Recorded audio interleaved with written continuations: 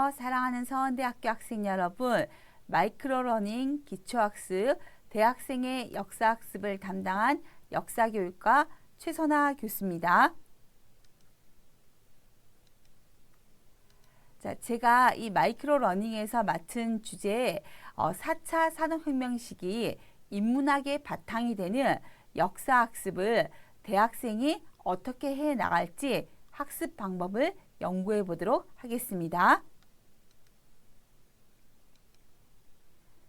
자, 먼저 대학생, 신입생의 역사인식으로 본 역사학습에 대해서 한번 생각을 해볼게요.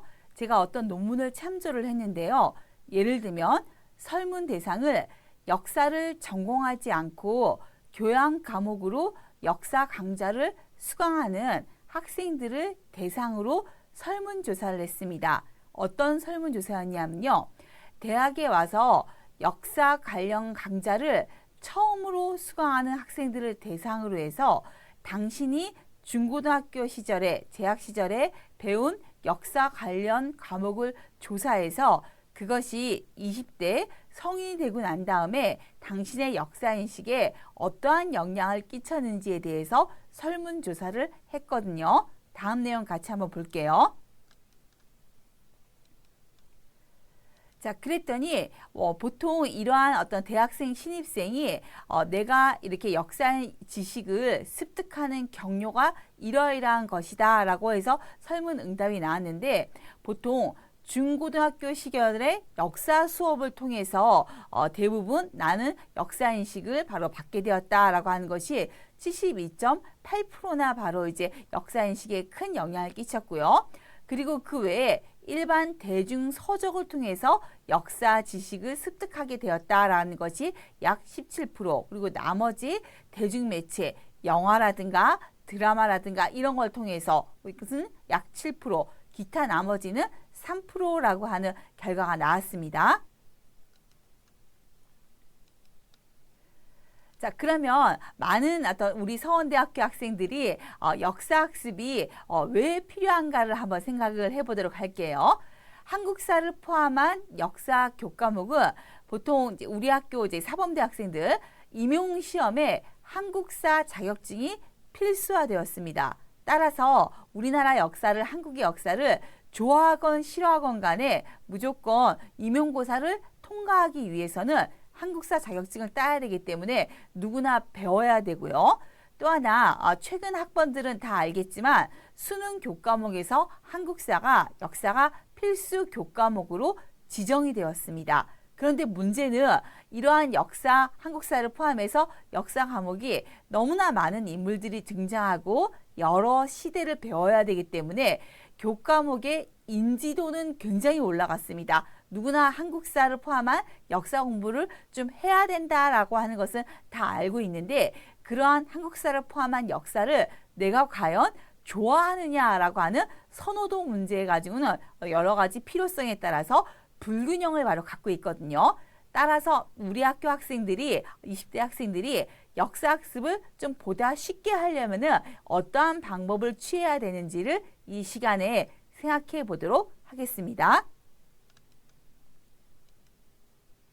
자, 먼저 역사학습을 쉽게 하는 방법을 찾기 위해서는 문제점을 찾아야 되거든요. 그럼 많은 학생들이 왜 역사 수업을 힘들어하고 싫어하냐면요. 통사에 대해서 이해가 필요합니다. 즉 한국사만 놓고 보더라도 고조선이 있고 그 뒤로 삼국시대라든가 통일신라, 발해, 고려, 조선, 그리고 어떤 대한제국 시기, 일제강점기, 그리고 한국 광복 이후에 1공화국부터 시작해서 쭉 지금까지의 전반적인 통사에 대한 이해가 필요한데 대부분 학생들이 삼국시대까지 고구려, 백제, 신라 공부하다가 한국사를 포기하는 학생들이 많습니다. 그만큼 특히 우리나라는 반만년에 걸친 긴 역사적인 어떤 기록을 갖고 있고 이러한 어떤 역사에 관련된 것을 방대한 학습량 때문에 많은 학생들이 과연 내가 이것을 할 수 있을까라고 두려움을 느끼는 경우가 많습니다. 또 하나는 낯선 단어인데요. 예를 들면 조선 시기 때 나이 어린 왕이 등극할 경우에 그의 어머니나 할머니 혹은 친어머니, 친할머니가 아니더라도 법적인 어머니나 법적인 할머니가 발을 치고서 정치에 관여하는 것을 수렴청정이라고 하거든요. 이러한 낯선 단어를 바로 배우면서 역사 공부를 해야 되기 때문에 이러한 것에 있어서 학생들이 한국사 혹은 역사 전체가 좀 어렵다 이렇게 바로 이제 생각을 바로 하게 되고요. 또 하나 다양한 시대 배경, 즉 한국사도 포함해서 세계사를 포함해서 여러 시대별로, 즉 한국 역사 같은 경우는 이웃나라 중국이나 일본하고 활발히 교류하고 그들의 침략을 받고 극복해가고 또 개항기 근현대 시기 때는 미국과 서양 세력들하고 다양한 갈등과 해결 방법을 추구해 갔거든요. 이러한 다양한 시대 배경을 많은 학생들이 잘 이해하고 이것을 습득해야 되기 때문에 이것을 이 네 가지 어떤 큰 중요한 어떤 것을 뛰어넘는다면은 역사 학습을 쉽게 하는 방법을 여러분들이 찾을 수 있을 것입니다. 자, 따라서 역사 수업에서 알아야 할 역사가 무엇인지를 한번 생각을 해볼게요. 먼저 개별적인 역사적 사실의 기억에 초점을 맞추는 역사 수업이 긍정적인 수업으로 바로 보는데요.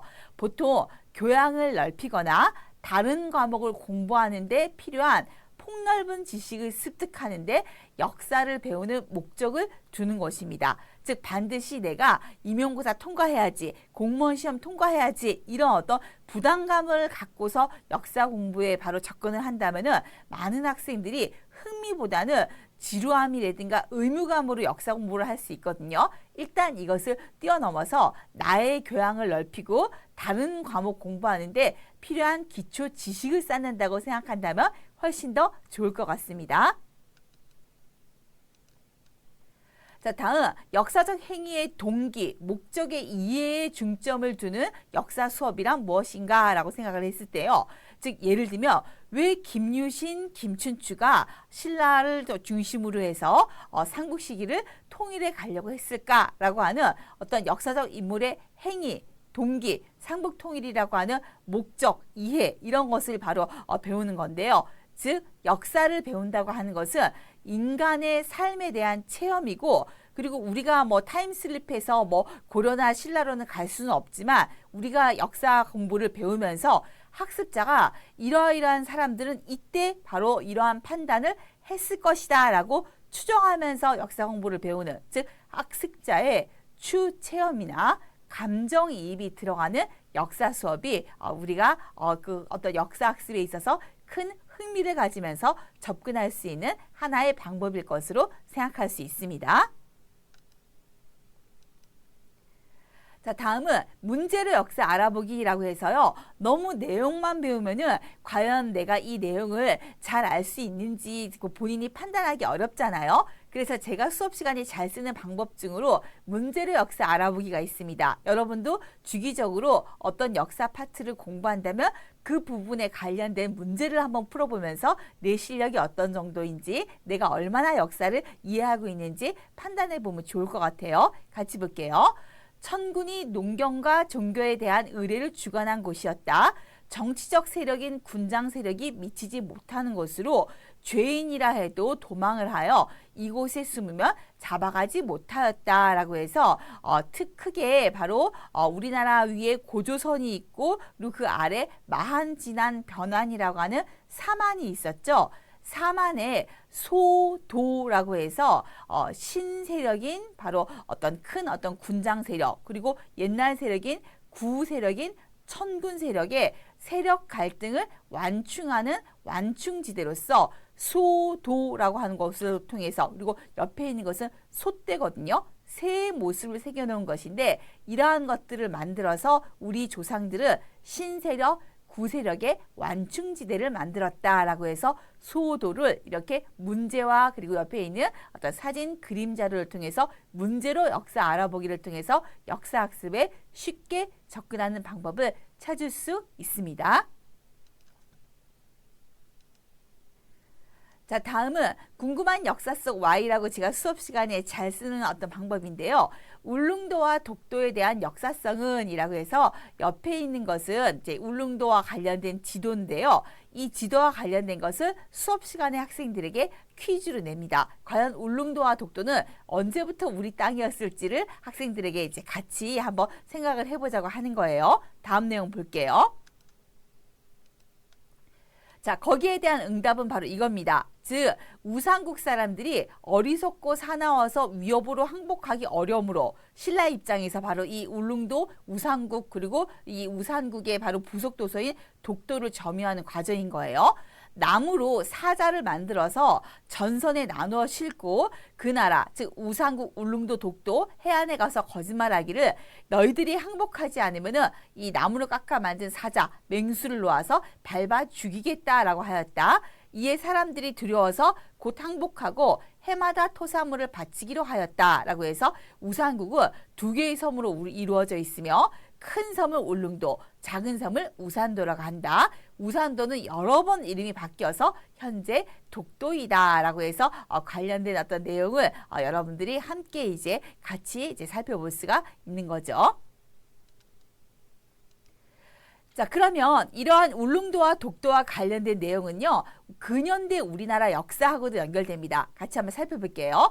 옆에 있는 사진 자료는 개항 이후에 서양식, 즉 당시 프랑스라든가 독일이라든가 이런 유럽의 각 나라들이 스스로를 황제로 바로 칭하고 특히 이들이 침략적인 제국주의식으로 주변 나라를 정복해 가거나 식민지를 만들었었는데 대한제국 고종황제까지는 우리는 평화를 사랑하기 때문에 외국 세력이 우리나라에 침투한다며 우리는 그것을 막아내겠다라고 해서 해군 제독 복장을 하고 있는 이런 고종황제의 사진 자료입니다. 같이 한번 볼게요. 대한제국 고종황제의 외교관 정책을 살펴보면 1901년도에 간도관리사를 파견해서 간도를 함경도 행정구역에 포함시키고 이를 청나라에 통고를 했습니다. 그리고 고종황제는 서기 1900년 10월 25일에 대한제국 칙령 제41호를 반포해서 독도를 울릉도의 부속섬으로 명시했고 현재 다이어리 달력에 독도의 날이 써 있는데 그게 여기 나와 있는 10월 25일입니다. 나온 김에 여러분들도 같이 기억하세요. 그래서 울릉도 독도가 과거에 신라 시기부터 시작해서 대한제국 시기까지 쭉 우리의 영토였었다라는 것을 하나의 역사성을 가지고 여러분들이 같이 이해할 수 있는 거죠. 이렇게 생각하면 역사학습에 쉽게 접근할 수 있겠죠. 다음 내용 볼게요. 자, 문제로 역사 알아보기라고 해서요. 경주에서 발굴된 유물로서 을묘년 국강상 광개토지 호태왕이라고 하는 글씨가 새겨져 있어서 신라와 고구려의 관계를 보여준다. 호우명 그릇입니다. 그러면서 각각 광개토대왕이 어떠한 정책을 펼쳤는지 그리고 광개토대왕의 도움 요청을 바로 했었던 신라 내무왕에 대해서 고구려의 역사 그리고 신라의 역사에 대해서 각각 설명할 수 있는 거죠. 문제로 역사 알아보기로 접근하면 여러분들이 역사 쉽게 접근할 수 있겠죠. 다음 보겠습니다. 자, 다음은 역사학습 쉽게 하기로는요. 우리 서원대학교가 그 충청도 청주에 있잖아요. 그렇기 때문에 지역사와 연결시키며 내가 다니는 학교가 있는 충청도 청주가 과연 우리나라 역사와 어떠한 연관성이 있는지를 여러분들이 접근한다면 그 부분에 대해서 쉽게 이제 이해하고 알아볼 수 있을 것입니다. 지역사, 즉 로컬 히스토리하고의 만남을 한번 살펴볼게요. 고려와 충청 지역은 태조 왕건은 충주 호족 유씨를 세 번째 부인을 맞아들여서 그 사이에서 태어난 왕자들이 3대왕 정종, 4대왕 광종으로 즉위했습니다. 옆에 있는 것은 그 고려 태조 왕건 청동상입니다. 자, 또한 바로 이 로컬 히스토리와 연결시켜서 고려와 충청도의 바로 연결고리는요. 고려 태조 13년에 천안부를 설치하였다. 전해지는 이야기로는 예방이라고 하는 술사가 이 천안 지역이 삼국의 중심으로 다선용이 구수를 다투는 지세이므로 큰 관청을 설치하며 후백제가 스스로 항복할 것입니다. 라고 태조에게 아뢰니 태조가 산에 올라 주위를 살펴보고 불을 두었다라고 해서 태조가 올라간 산은 오늘날까지도 천안에 충청도 천안에 태조산이라고 하는 이름으로 남아 있고요. 이때 설치한 부가 오늘날까지 지명으로 남아 있는 천안입니다. 그래서 이렇게 충청도 지역하고 연결시켜서 고려의 역사를 바로 배우면 됩니다. 이 옆에 있는 어떤 그림은 앞에 봤던 고려 태조 왕건 청동상의 얼굴 바로 이제 부분이라고 바로 볼 수 있어요. 다음 부분 보겠습니다. 자, 문화재로 이제 역사학습을 쉽게 접근하는 건데요. 문화재의 정의 한번 내려볼게요. 인위적이거나 자연적으로 형성된 국가적, 민족적 또는 세계적 유산으로 역사, 예술, 학술적인 그리고 경관적인 가치가 큰 대상을 문화재라고 바로 표현합니다. 옆에 있는 것은 용머리 기와 바로 이제 문화재예요. 자, 그러면 바로 이제 우리 충청권의 역사 지리를 살펴보면요. 영남, 호남, 강원, 경기 중심부에 있는 충청권의 이점을 살린다면은 충분히 역사 교육에 있어서 허브 역할을 할 수 있다는 겁니다. 그리고 많은 학생들이 역사 학습을 쉽게 접근하기 위해서는 역사 교육의 방향이 우리 민족이 갖고 있고 여러분이 모두 갖고 있는 공동의 역사 문화에 대한 기억, 공감대를 형성하는 것이 좋다라고 바로 볼 수 있어요. 옆에 있는 거 연꽃무늬 수막새 기와예요. 자, 그러면 이제 고려와 충청 지역의 역사, 바로 우리 학교가 있는 충청도 청주의 역사를 고려와 연결시켜서 한번 생각해 볼게요. 고려 광종 통치 시기 때 용두사라고 하는 절을 만들었었는데 그 용두사 절이 있었던 장소를 용두사지라고 합니다. 그런데 옆에 보면은 당가는 원래 불교에서 절에서 어떤 사원에서 행사를 할 때 깃발 같은 것을 꽂아 놓는 어떤 것이었는데 철로 만든 당간이 청주에 있습니다. 그래서 이 철 당간에 광종 임금은 준풍이라고 하는 독자 연호를 썼는데 오늘날에도 남아있는 이 철당간에 준풍이라고 하는 광종 임금의 연호가 남아있어서 고려의 자주성을 알아볼 수 있고 고려와 청주의 역사적인 관계를 알아볼 수가 있죠. 자, 또 하나 바로 이제 역사학습, 문화재로 역사 보기에 있어서요. 몽고의 침입, 용인 처인성 한번 이제 살펴볼게요. 먼저 몽고는 크게 이제 이 1차 침입을 바로 포함해서 쭉 고려 정부에 쳐들어왔었는데 특히 고려 무신 정권은 강화도로 천도를 해갖고 이때 현재의 용인 지방 처인성에서 김윤우 등이 항전을 해서 몽고 장수 살리타를 쏘아서 죽인 것이 현재 토성으로 남아있는 용인 처인성에서 이렇게 몽고의 침입을 일반 바로 민중들이 대거 항전해서 막아낼 수 있었다라고 하는 것을 용인 처인성이라고 하는 문화재를 통해서 몽고 침입 고려의 역사를 역사학습으로 쉽게 접근하기로 알아보았습니다. 자, 다음은 조선의 건국 과정을 경복궁하고 연결시켜서 한번 생각해 볼게요. 옆에 있는 것은 경복궁인데요. 조선이 건국되었을 때 경제개혁 과전법을 바로 실시를 하게 되었죠. 그리고 이 과전법은 고려 말 조선 초를 통해서 신진사대부의 경제적 기반을 구축했고 국가 재정을 확보하면서 민생 안정을 도모했었기 때문에 결국 태조 이성계가 이 고려의 뒤를 이어서 조선을 건국하게 되었고 한양에 경복궁이라고 하는 궁궐을 바로 지으면서 새로운 왕조 조선이 바로 탄생되었다라고 볼 수 있습니다. 다음 내용 볼게요. 자, 문화재료 역사 알아보기라고 해서 옆에 있는 것은 경회루인데요. 경복궁을 포함해서 이 궁궐들이 정도전에 의해서 많이 궁궐 이름이 만들어졌었는데요. 이 정도전은 그 1차 왕자의 난 때 결국 이제 이 제거가 되었다고 볼 수 있고요.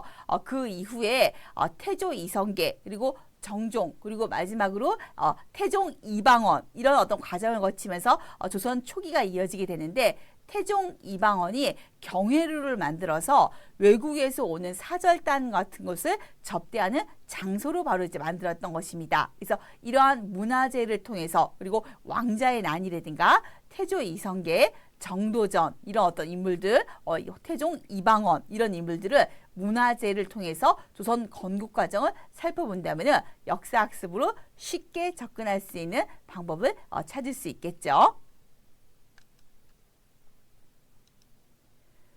자, 그러면 이 바로 이제 그 고려와 충청 지역을 한번 더 마지막으로 살펴보도록 할게요. 용두사지 철당간 같은 경우는요, 청주의 유력 호족들이 보유하고 있던 제철 기술로 철당간을 건립했습니다. 그래서 이때 이 청주 지역에 돌림병이 돌았었거든요. 그래서 청주의 유력 호족들이 이러한 철당간을 만들면서 이 청주 지역을 포함해서 고려가 전반적으로 안정화되고 이 돌림병이 멈추기를 바라면서 철당간을 만들었습니다. 즉, 이 철당간 안에는 국태민안의 정신이 반영되어 있었고요. 또 하나, 풍수지리적으로 이 철당간을 통해서 청주가 배의 형국인데 이 철당간을 꼽음으로써 안정화시키는 어떤 역할을 하겠다라고 하는 고려 초에 크게 유행했었던 풍수지리 사상도 함께 살펴볼 수 있는 거죠. 자, 여러분들 마이크로러닝 기초학습으로 대학생의 역사학습에 대해서 제가 평상시에 많은 학생들과 역사 수업에서 주고받았던 쉽게 역사로 접근하는 방법을 여러분들하고 오늘 이야기를 나눠보았습니다. 서원대학교 학생들 여러분들 모두가 한국사 포함해서 역사 전반적으로 흥미를 많이 갖게 되기를 늘 바라고 응원하겠습니다. 고맙습니다.